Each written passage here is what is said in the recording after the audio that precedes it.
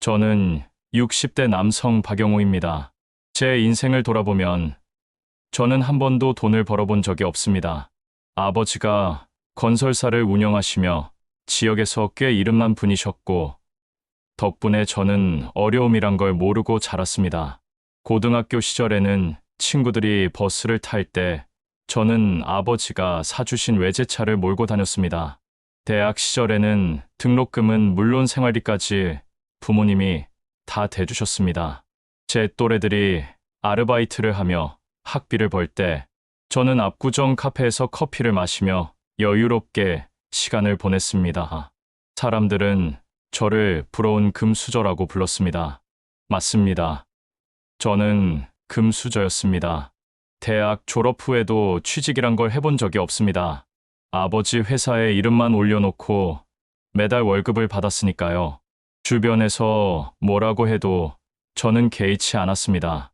나는 원래 잘 사는 집 아들이니까 그 한마디로 제 모든 삶을 합리화했습니다. 결혼도 했습니다. 아내는 성실한 교사였습니다. 처음에는 평범한 가장으로 살 줄 알았습니다. 하지만 저는 곧 집안보다 밖이 더 즐겁다는 걸 알아버렸습니다. 아내는 아이들을 위해 검소하게 살려고 했지만 저는 돈으로 허세를 부렸습니다. 돈만 있으면 된다는 생각에 가족을 등한시했고 그게 제 몰락의 씨앗이었습니다. 저는 40대가 되면서부터 완전히 다른 길로 접어들었습니다. 돈을 지킬 줄도 불릴 줄도 몰랐습니다. 단지 흥청망청 쓰기만 했습니다. 술집을 드나들고 젊은 여자들에게 명품을 사주며 사랑받는 척을 했습니다. 외제차, 명품 가방, 해외여행 제 통장에서 돈은 흘러나갔지만 저는 대수롭지 않게 여겼습니다. 임대료만으로도 충분히 살아간다고 생각했으니까요. 여자들은 저를 사랑하지 않았습니다.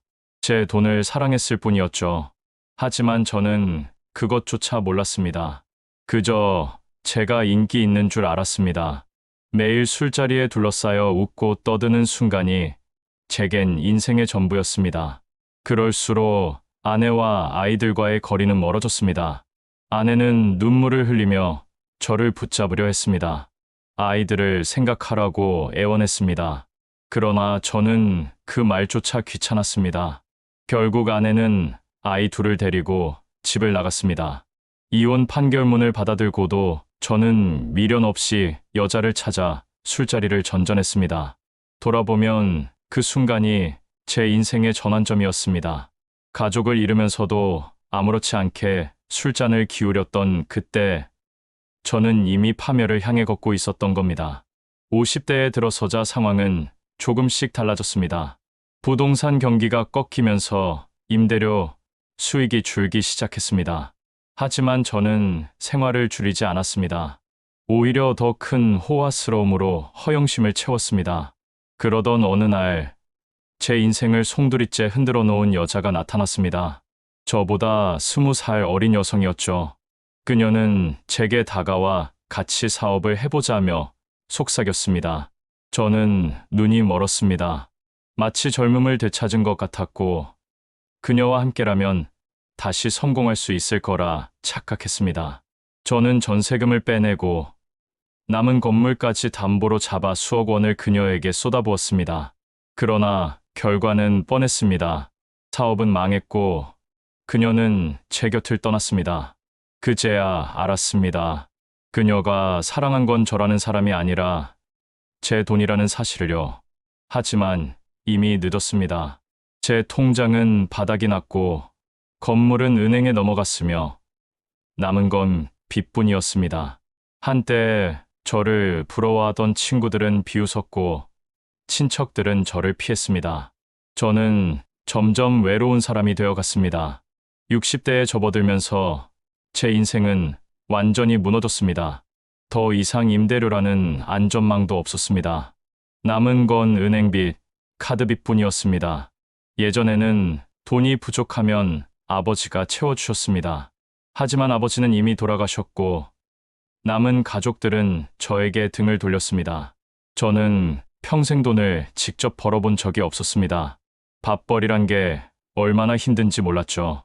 처음 편의점에서 아르바이트를 시작했을 때 제 손은 떨렸습니다. 바코드 찍는 것조차 서툴렀고 손님들의 시선을 피하느라 땀을 흘렸습니다. 한때는 건물주 아들로 부러움의 대상이었던 제가 이제는 편의점에서 삼각김밥을 진열하고 있었습니다. 더 비참했던 건 사람들의 눈빛이었습니다. 저 사람 혹시 박 사장 아들 아니야? 수근거리는 소리가 귀에 맴돌았습니다. 저는 그 소리가 들릴 때마다 땅 속으로 꺼지고 싶었습니다. 아이들은 끝내 저를 찾지 않았습니다. 제 딸은 결혼식을 올렸지만 저에게 청첩장조차 보내지 않았습니다.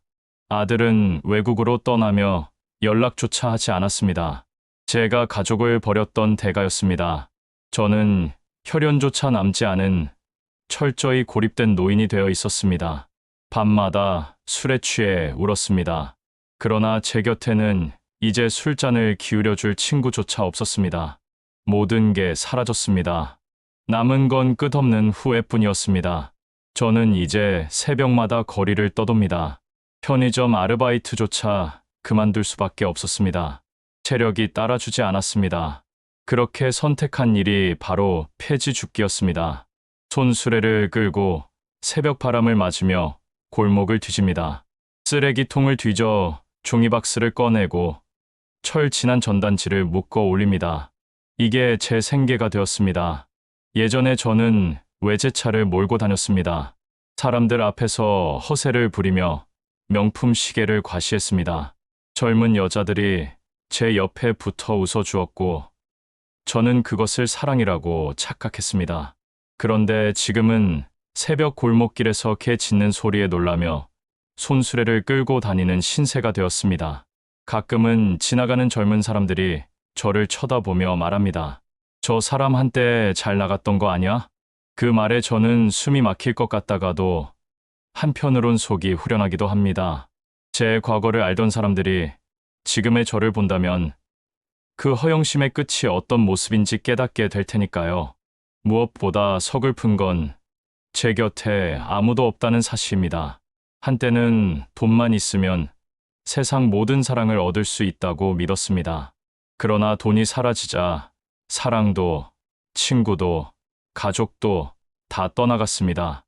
지금 제 곁에 있는 건 손수레뿐입니다. 지금 이 나이에 저는 깨닫습니다. 가족이야말로 가장 큰 재산이었다는 것을요. 돈은 결국 흩어집니다. 아무리 많은 재산을 쥐고 있어도 그것을 지킬 줄 모르면 모래알처럼 손가락 사이로 빠져나갑니다. 저는 가족을 외면했습니다. 아내의 눈물을 외면했고 아이들의 손길을 뿌리쳤습니다. 대신 저는 젊은 여자와 술잔을 붙잡았습니다. 결국 남은 건 텅 빈 통장과 버려진 인생뿐이었습니다. 시청자 여러분, 제 이야기는 단순한 한 사람의 몰락담이 아닙니다. 누구나 잘못된 선택을 하면 저처럼 될 수 있습니다. 평생 잘 사는 집안에서 태어나 남들 부러움 속에 살던 제가 이렇게 거리에 앉을 줄 누가 알았겠습니까? 이제 저는 새벽마다 손수레를 끌며 내일 하루 먹을 양식을 걱정합니다. 그러나 마음 한켠에는 이런 바람이 있습니다. 제 이야기를 보는 누군가가 저처럼 살지 않기를, 돈이 전부가 아니라는 것을, 가족이야말로 지켜야 할 보물이라는 것을 꼭 깨닫기를 말입니다. 저는 이미 늦었습니다. 하지만 여러분은 아직 늦지 않았습니다. 부디 제 몰락을 반면교사 삼아 오늘 곁에 있는 가족을 꼭 붙잡으시길 바랍니다. 망한 인생도 이렇게 발버둥 치며 살아갑니다. 여러분, 인생은 늘 뜻대로 되지 않지만 끝까지 버티는 그 발버둥이 결국 또 다른 길을 열어주는 법이죠. 혹시 지금 힘든 시간을 지나고 계신가요? 그렇다면 제 이야기가 작은 위로가 되길 바랍니다. 오늘의 사연이 마음에 닿았다면 구독과 좋아요, 알림 설정 부탁드립니다. 여러분의 응원 한 번이 저 같은 사람에게 큰 힘이 됩니다.